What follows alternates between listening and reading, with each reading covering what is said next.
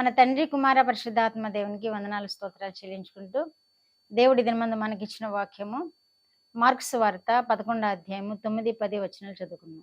మరియు ముందు వెళ్ళుచుండిన వారును వెనుక వచ్చుచుండిన వారును జయము ప్రభు పేరట వచ్చువాడు స్తుతింపబడుగాక, వచ్చుచున్న మన తండ్రి అయిన దావీదు రాజ్యము స్తుతింపబడుగాక, సర్వోన్నతమైన స్థలములలో జయము అని కేకలు వేయుచుండిరి. దేవుడి వాక్యం ద్వారా మనల్ని దీవించును గాక. ఇది మట్టలాదివారం నాడు జరుగుతున్న సంఘటన మనకందరికీ తెలుసు. మట్టలాదివారము దేవుడు యెరూషలేములోనికి ప్రవేశించి, మట్టలాదివారము అంటే సిలువ వేయడానికి ముందు ఆదివారం, ముందు పరిశుద్ధ దినాన యెరూషలేములో ప్రవేశించి దేవుడు ఇంకా అదే చివరగా మందిరంలో ప్రవేశించటం అనమాట. ఆ యెరూషలేములో ప్రవేశిస్తున్నప్పుడు ఆ పొరవీధుల్లో ఆ గ్రామ ప్రజలు, ఆ పరిసర ప్రాంత ప్రజలందరూ కూడా యేసు ప్రభు వారిని చూచి యేసు ప్రభు వారికి జయధ్వానాలు చేస్తూ ఉన్నారు. జయము జయము, ప్రభు పేరట వచ్చేవాడు స్తుతింపబడును గాక.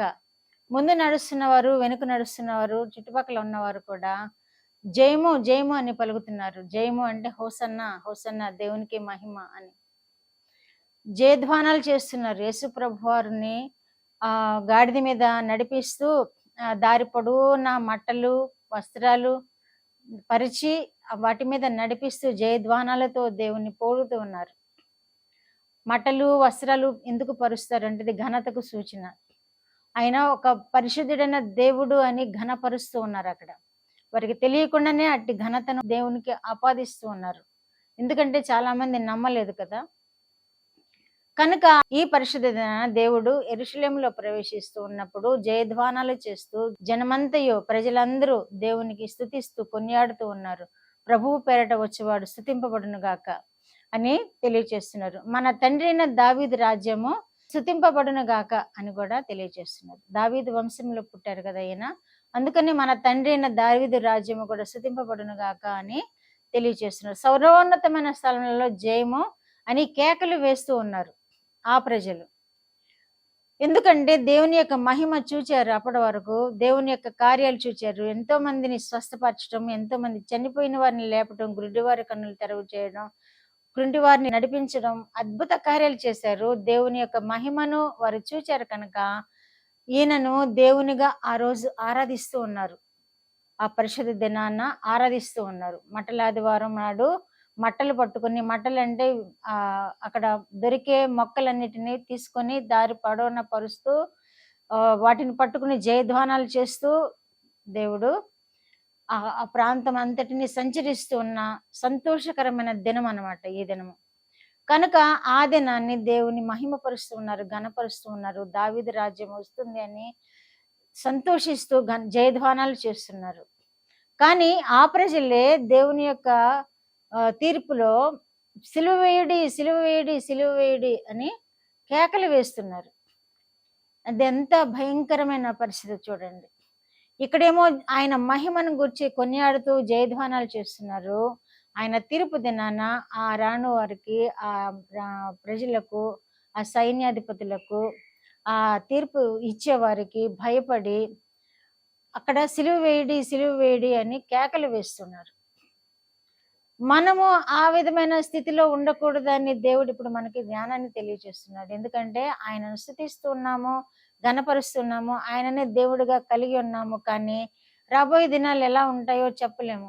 యేసుక్రీస్తు వారిని ఆరాధించే వారిని హింసించవచ్చు, దూషించవచ్చు, సభలకు అప్పజెప్పవచ్చు, ఏమైనా చేయొచ్చు. కానీ ఆ రోజు మనము ఈ ప్రజల వల్లే సిలువ వేడి అని చెప్పే గుంపులో ఉండకుండా యేసు ప్రభు వారి కొరకు సైలెంట్ గా యేసు ప్రభు వారిని ఫాలో చేసే శిష్యులు ఉన్నారు, తల్లి ఉంది, కొంతమంది స్త్రీలు ఉన్నారు. వారి వల్లే మనము యేసు కొరకు నిలబడినప్పుడు, యేసు ప్రభు వారి మహిమ కొరకు మనము నిలబడినప్పుడు దేవుడు మనకి నిత్య రాజ్యాన్ని ఇస్తాడు. ఆయన కొరకు జీవించినప్పుడు, ఆయనతో మనం ఉండినప్పుడు, ఆయన ఫాలోయర్స్ గా మనం ఉండినప్పుడు దేవుడు సదాకాలము ఆయనతో ఉండే కృప మనకి దయచేస్తాడు. ఈ కేకలే గెలిచాయి అంటున్నారు. ఆ రోజు కేకలే గెలిచాయి. ఆ తీర్పు దినాన కేకలే గెలిచాయి. ఈ రోజు కేకలు వేశారు ప్రజలు, జయము జయము, ప్రభు పేరట వచ్చేవాడికి జయము జయము అని ఈరోజు కేకలు వేశారు, స్తుతించారు. ఆ రోజైతే సిలువేడి సిలువేడి అని కేకలు వేశారు. కనుక మనము ఏ గుంపులో ఉందాము అంటే జయ ధ్వానాలు చేసే గుంపులో మనం ఉండాలి. స్థిరకాలము మన జీవితాంతము ఆయనను కొనియాడే గుంపులో ఉండాలి. ఆయనను ఫాలో చేసే గుంపులో ఉండాలి. ఆయనను ఆరాధించే గుంపులో ఉండాలి. మన జీవితాంతము మననాంతరం వరకు దేవునితో మనము సదాకాలం జీవించినప్పుడు మనము ఆయనతో ఎల్లవేళలా సంతోషంగా ఉంటాము.